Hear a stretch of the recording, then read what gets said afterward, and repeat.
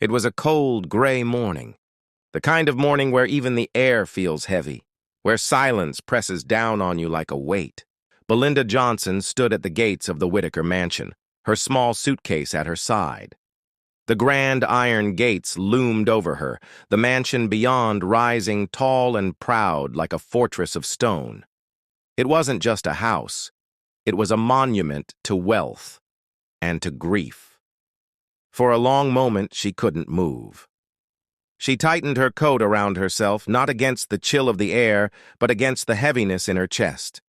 She knew what waited for her inside wasn't a welcoming family, but a battlefield. Still, with a deep breath, she straightened her shoulders, pushed the heavy gates open, and stepped inside. Scene 1, the living room battlefield. The first sound she heard wasn't footsteps or greetings, it was chaos.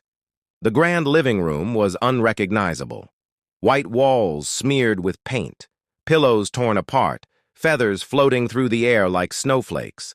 A priceless vase tipped on its side, and in the center of it all, the 3 little boys, no older than 6.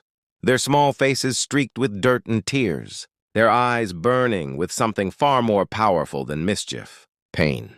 Tommy, the eldest, stood at the center like a soldier guarding his brothers. His cheeks were wet, his tiny hands trembling as he picked up a toy truck and hurled it to the ground. His voice cracked, raw and broken. "We don't want you here! We don't want another nanny! We just want Mom back!" Behind him, Danny and Bobby stood close, their fists clenched, their little bodies braced like warriors ready to defend their fortress. 6 months, 17 nannies, and now, Belinda was number 18. Most people would have turned and walked away, but Belinda didn't move. She didn't flinch. Instead, she lowered herself to her knees so her eyes were level with theirs. Her voice was calm, steady, almost like a whisper. "I know you miss her. I know no one can ever take her place, and I'm not here to replace her. I'm here to help you remember her, to keep her love alive." For the first time, the room fell quiet. The boys didn't answer, but they also didn't chase her out. That silence was the beginning. Scene 2, the struggle.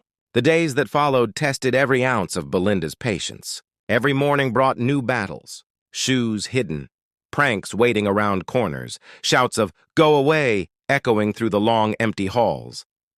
Belinda endured it all, not with anger, not with punishment, but with quiet, unshakable patience. At bedtime, when the boys refused to sleep, she didn't scold them. Instead, she told stories. Not fairy tales, but stories of courage, of mothers who never stopped watching over their children. Slowly, their restless eyes would grow heavy, and for the first time in months, the nightmares began to fade. At breakfast, when plates were shoved away, Belinda didn't force them. She sat beside them, reminding them of the dishes their mother used to love. Memories slowly turned into appetite. Bites became meals. And in the afternoons, when the silence of grief threatened to crush the house, she filled it with music, soft humming that floated through the halls like sunlight breaking through clouds. Scene 3, the shift. Change didn't come overnight, but it came. Tommy, the loudest in his protests, was the first to soften. He began to listen. His defiance gave way to curiosity. Danny, the quiet one, found his smile again. It was small at first, quick, almost hidden. But it was real, and little Bobby, the youngest, who once hid behind his brothers like a shadow, reached out for Belinda's hand when no one was watching.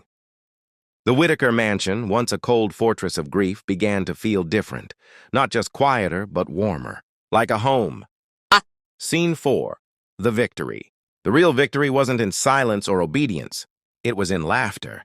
At first, just a small giggle during story time. Then louder, a burst of joy at the breakfast table.